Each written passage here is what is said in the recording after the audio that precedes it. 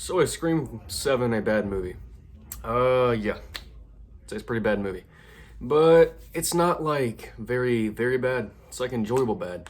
And basically the first 15 minutes, well, I mean, if you want to hear spoilers, I'm going to go into spoilers because I don't think anybody that is like not a fan, if you've heard that's bad, you're probably not going to go see it. Or if you want to see it eventually, then who knows. If you, spoiler warning right now, if you want to know if the movie's bad, yeah, it's pretty bad. But I mean, it has its high highs and it has its low lows. First 15 minutes were pretty good. The first opening scene was basically, I'm going to go in. This is Stu Macher's house. So this is one of the houses. No, this is the house of the entire like franchise that like revolves around it.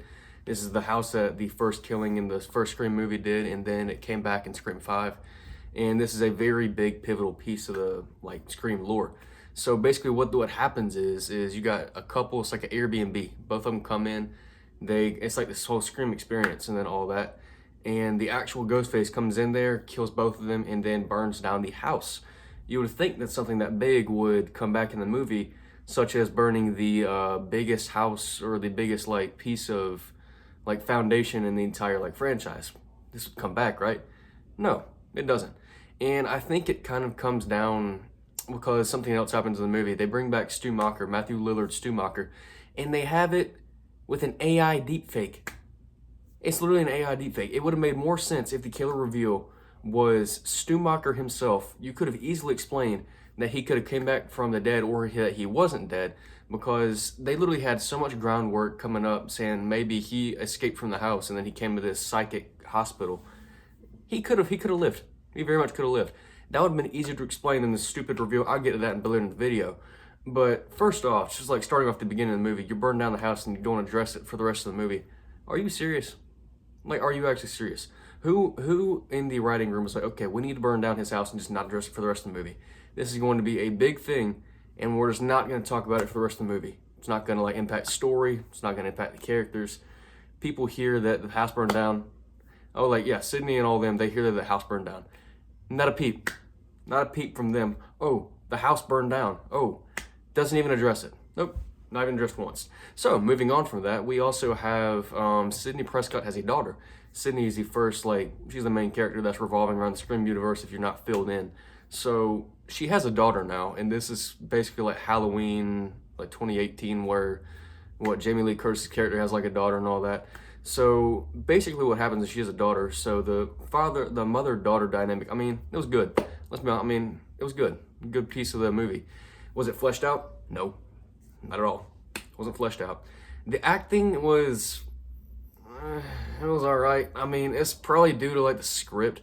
There's a lot of like people in that movie that have had like good acting in movies before that I've seen. It's definitely the script. Whoever wrote this movie, whoever directed this movie, it looks cheap. The writing was not very good, and then it's just like the most baseline characters that you'll ever see. The kills were good. I mean, yeah, the kills were good, but do you care about the characters that are getting killed? No, because they don't flesh out the characters.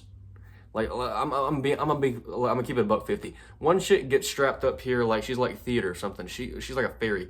She gets strapped up to a theater. Looks like a pinata. Ghostface comes down and shing, oh, whew, shing, oh, whew, shing. Whew. Yeah, that's the context of the kill. Pretty cool kill, but who is the character? You don't know and you don't care because they don't flesh her out. They really don't. They don't flesh out any of the characters. And then the characters that you got from Scream 5 and 6 that come back, it's like the two teenagers. Like the one chick was, I don't know, like I forget. It's like the brother and the sister. So the reporters for Courtney Cox is like Gail or whatever. She's a cool character. She comes in. My theater was clapping. Everybody figured that one out. So apparently there was one Ghostface that is some random dude. They unmask him like some rando. I was like, who the heck is this? Gail runs him over the car. That's like the first smart thing they did in that movie. They actually ran him over the car and they made sure to like, yeah, this guy's dead. So what happens next? Man, I just want to get ahead and talk to like the stupid reveal. So the thing that pissed me off most about this movie is the reveal. So Ghostface, there's two Ghostfaces. So the entire movie culminates, they make you think Stu Macher is the killer because this is the first time. They usually do it with like the phone call with the voice or whatever. She gets a FaceTime call this time. So basically what happens here is it's a face of Stu Macher with Matthew Lillard Stu Macher. And then the end of the movie, you get some random guy that is literally in one scene in the entire movie. 30-second scene, by the way. I mean, yeah, he gives off freaky vibes, but is he fleshed out at all, like with a motive or anything? No. He just says, oh, I read your book and I didn't like Sydney. I read your book and I didn't like this about you. Blah, blah, blah. I want you dead. And I have experience in Google AI and all this. I'm like, why are you going to go around killing a whole bunch of kids if you got no motive? And then the other chick is even dumber because the chick is a neighbor of, she's like some 40-year-old mom that you literally see the first time in the movie, has no connection to her past or anything. She's like, oh, I read your book and I was changed and you weren't in New York, so I'm going to go ahead and kill all these people around here and then I'm going to mess with your family because blah, blah, blah, blah, blah, blah, blah. Literally no correlation. And her son, which, I mean, he's weird. He was weird in the movie. He acted like a killer. I'm gonna keep it $150. It would have made more sense if the son was the Ghostface killer than the mom. Because the mom literally takes her child, stay with me now, takes her child, puts his head on like one of the beer keg things and like brutalizes him in the entire movie. The most brutal kill in the entire movie. And that's your own kid. And she killed him because, oh, he looked too much like his father. What? What kind of bull crap is this? Like, I'm sorry, man. Like, we really should have just continued with Jenna Ortega and like the other chick's character because I know they got fired for spewing some politics or whatever. But I'm gonna keep it $150. It would have been fine if you like finished their arc versus bringing whoever the heck this guy is in and doing whatever the heck this movie was. I'm just gonna keep it $150. It would have been so much easier if you just finished that story that you had already built with 2 movies than just coming up with all this.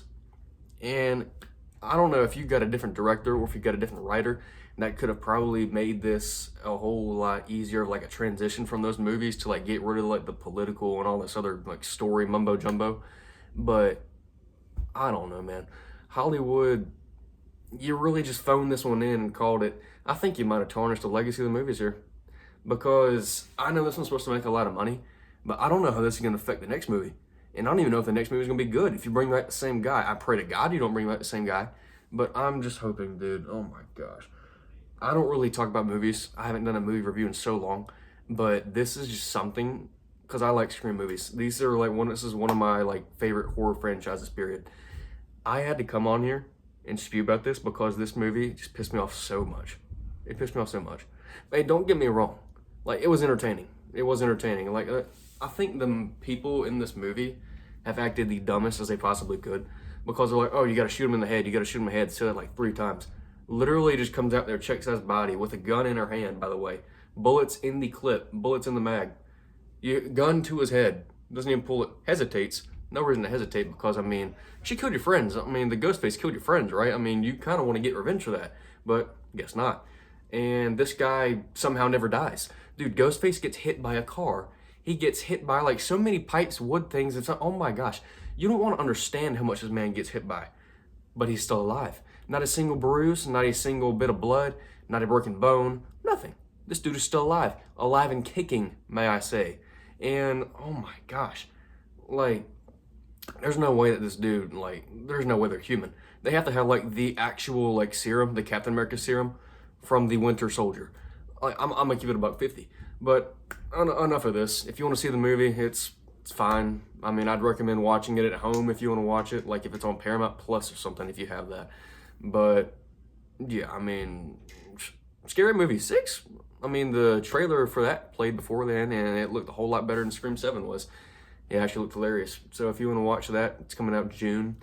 But yeah, if you guys want me to do more movie reviews in the future, let me know. But apart from that, that's it for me. See ya.